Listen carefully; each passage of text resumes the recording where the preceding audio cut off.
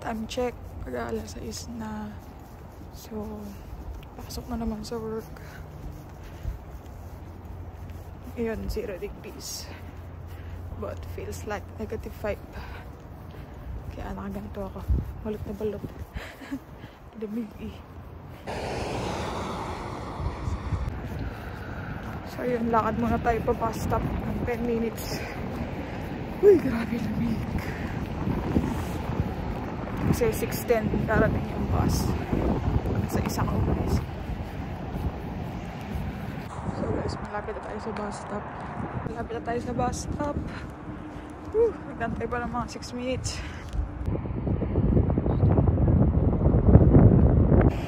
So yun guys, nakababa na ako ng bus. Di na ako nakapag-video eh. Lamig kasi. So ito. Lakad na lang ako. Ito yung lalakaran ko. Papasok. Actually, medyo madilim talaga dito eh. So, ngayon nga, January 3 is mansari namin ng bebe ko. Happy mansari, love! Kaya bago kami mag-celebrate, kailangan muna namin magtrabaho. Mamaya, di pa namin alam kung anong gagawin namin. Pero, tingnan natin kung ano mapag-usapan namin. Ashley? So, ayun guys. Asa work ako ngayon and naka-break lang ako. Sobrang lamig. Kasi winter time na. So, ayun guys. Hindi ako nakapagbaon ngayon kasi sira yung microwave sa office. Tapos, ang hirap huminga kasi lamig. Ayun. Mansari namin ngayon ni Bianca.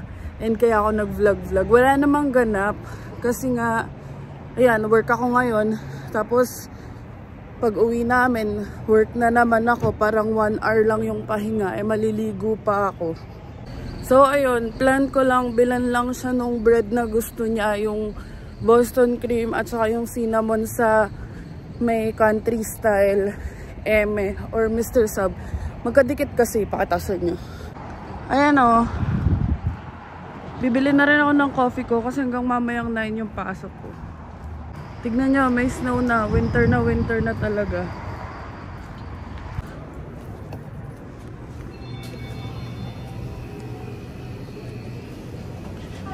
Yun, meron.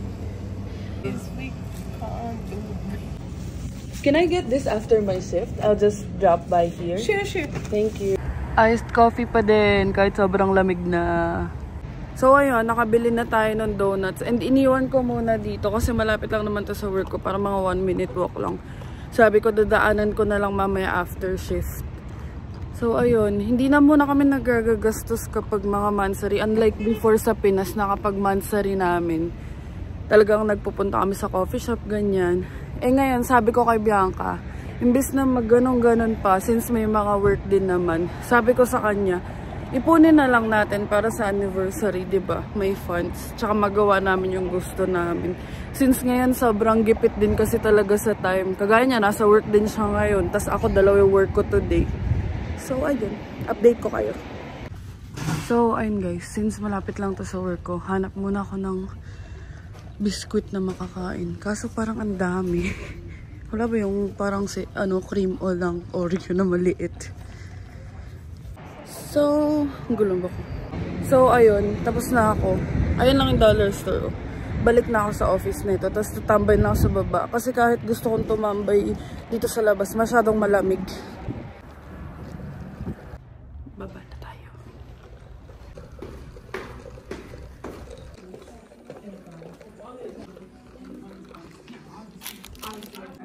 Grabe. Ang sakit ng kamay ko. Kita niyo ba yan? Sobrang lamig sa labas. Naiwan ko kasi yung gloves dito sa loob.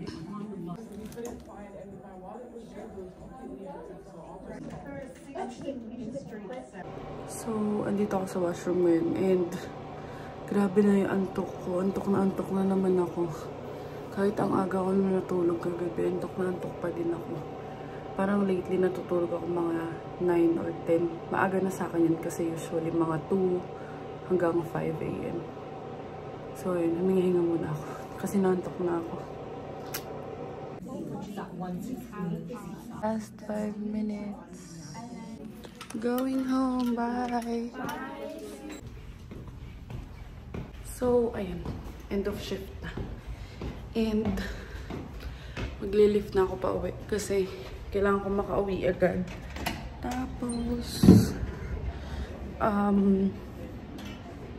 maliligo muna ako. Tapos trabaho na naman. Ayun, rinig nyo naman na, 'di ba, nung nag-buy ako, buy din silang lahat.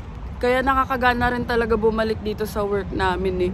Kasi parang lahat friendly. Maski sa morning ganun, pag na good morning ka, good morning lahat, ganyan. Tapos kahit papano, kahit masakit sila sa ulo, kausap kasi nga English. Pero ayun, nakakatuwa lang kasi parang, basta para ka may friends sa work. And hindi naman sobrang bigat ng work namin eh. Hindi siya yung tutok na parang kagaya sa ibang call center na sunod-sunod. So ayun, kahit papano manageable naman. And pag uwi ko, ayun, ang nakakapagod lang talaga is buong araw ka nagsasalita, tapos buong araw ka nakaupo. Pero yung sa bahay nga, pahiga-higa lang ako dun pag walang call. Pauwi na tayo and i-update ko kayo. Nantay ko na lang yung lift. And ayun, nakalimutan ko, kunin ko pala yung donut. So, punta muna ako sa Mr. Sub. Buti na lang naalala ko. Yan, kunin na muna natin yung donut. Tsaka yung bread. Hi, I'm going to clean the bread. And the donut. There you go. Thank you so much. Ito na yung lift ride natin. Mga 15 to 20 minutes na biyahe. Head southeast toward Nanwood Drive. Yan si Bianca. Sakto. Sabay lang kami kasi pumunta pa siya ng Dollarama. Oh, happy Mansari, kamote. Siyempre. Eh na, uwi na kami. Ito naman yung bayo. Malapit naman na. Ang gulo ng buhok ko. Sama na yung pinto. Maliligo pa ako. Ulol. Chocolate. Sana, sana.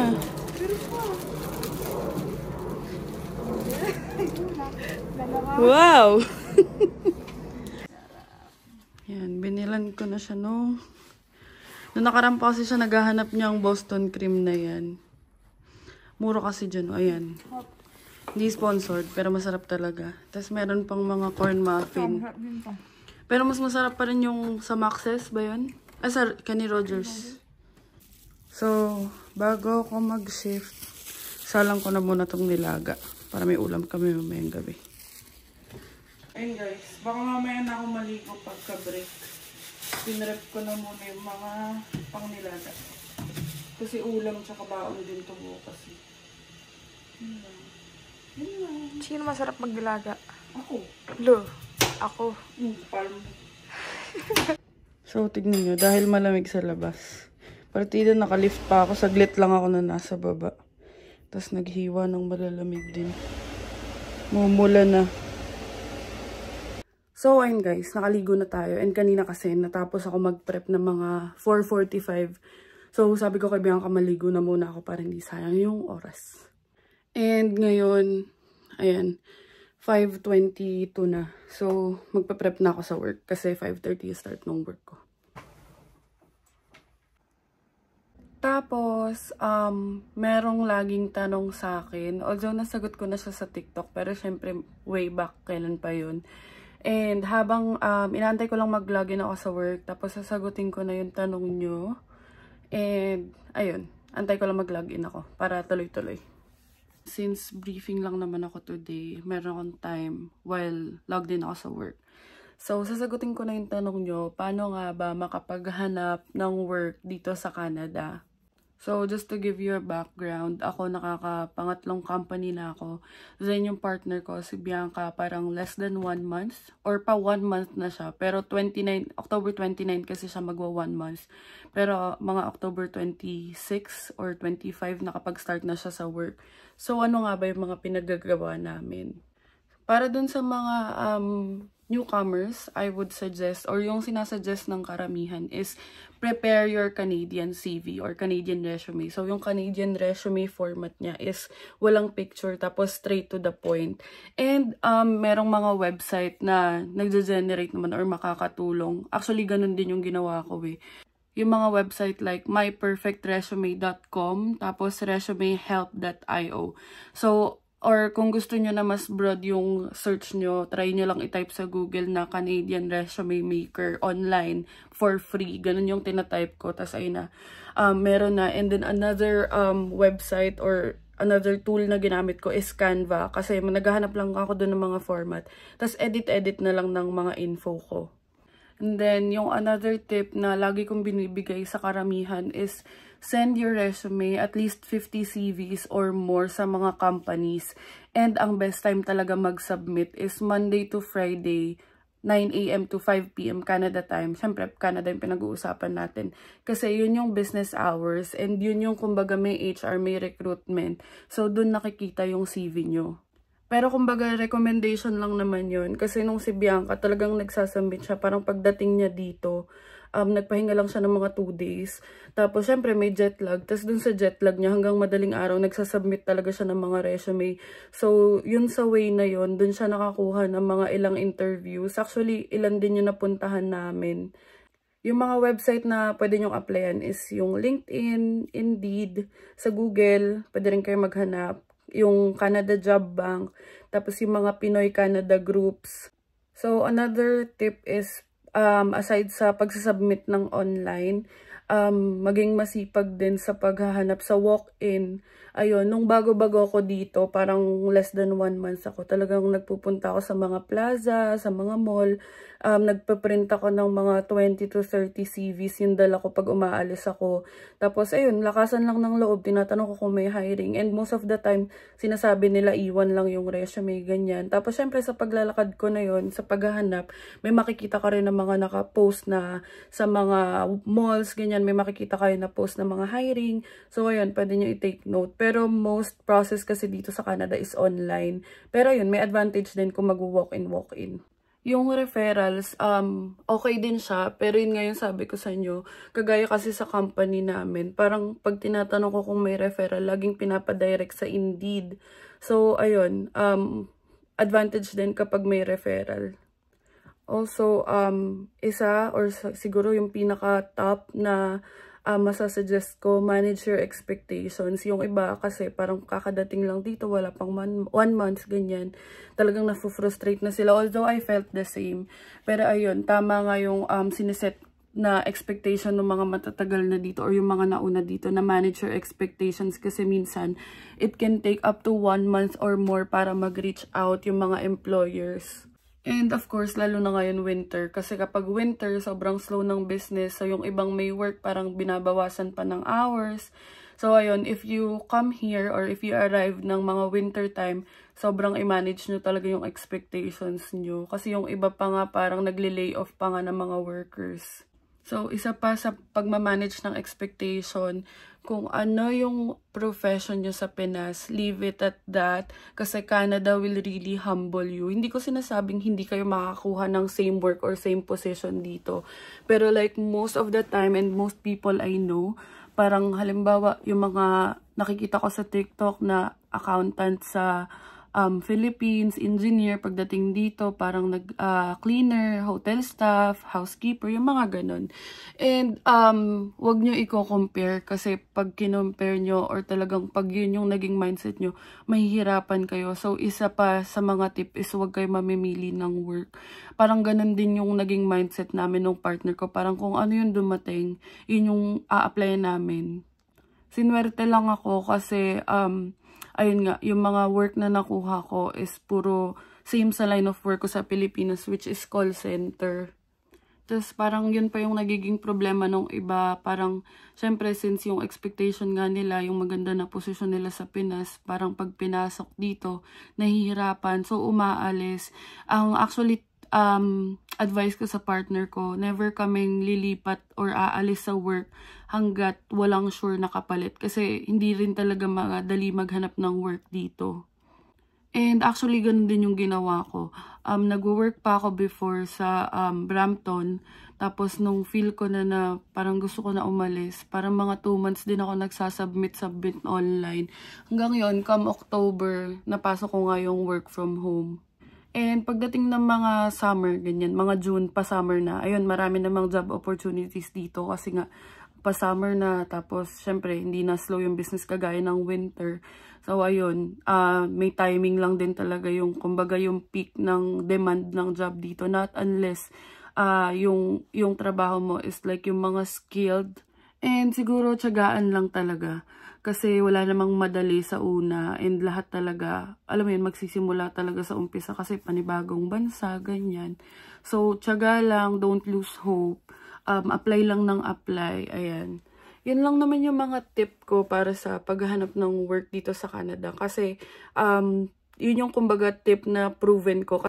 Yun, kumbaga, nag-work siya sa akin and nag-work siya sa partner ko. Si Bianca, never ko siya tinulungan maghanap ng work. Ang pinaka-support ko lang sa kanya is sinasamahan ko siya sa mga interviews. Basta hindi ka mapili sa work and matyaga ka lang sa paghahanap. Huwag panghihinaan ng loob.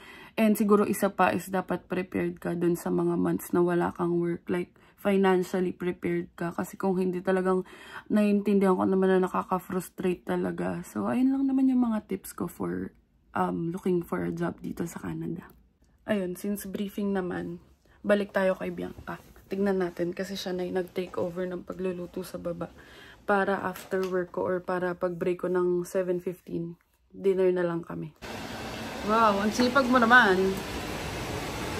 Ayan ang aming dinner for tonight. Nilaga. Sinigang yan. Sinigong. Also guys, dumating na yung pasabay natin. Ayan. Naantay ko na lang yung mga iba pang pasabay. Tapos ipapaship ko na yan sa Pilipinas. Ayan, umorder na kayo. 450 pa lang yan habang andito pa sa Canada. Pagdating sa Pinas, mas mahal na yan. Ayan, ang dami, diba? For the go na. Ayan, magpe-prep na ako. Sabi ko, kain na muna kami. So, ayan guys, nag-prep na kami. Sabi ko, kain na muna kami kasi wala namang ginagawa pa sa work. Tapos, ima-monitor ko na lang gamit Discord. Sipag, oh. Sabi ko, ako na maghugas. Siya na daw.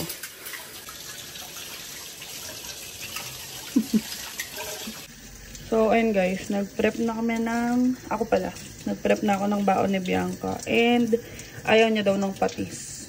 So, ayun, hindi na siya nagpalagay nung sausawan niya na patis at saka siling red kasi baka mabahuan. May mga ka-work kasi siya na mga ibang lahi. So, ayun, taray, consider it yarn. So, ako, hindi na muna ako nagbabaon. I mean, simula kanina, ang ano ko bukas, kakain na lang ako madami sa umaga kasi yung microwave namin sa office, hindi ko alam ba't nasira. Eh, ang lungkot naman pag malamig yung pagkain, tas gantong sabaw pa. Ayun. So, ayun guys, nandito na kami sa room. And, yun, mansa rin namin pero parang normal day lang. Pero ganun siguro talaga pag tumatagal na. And, yun nga, the fact na andito kami sa Canada is big achievement na sa amin as partners.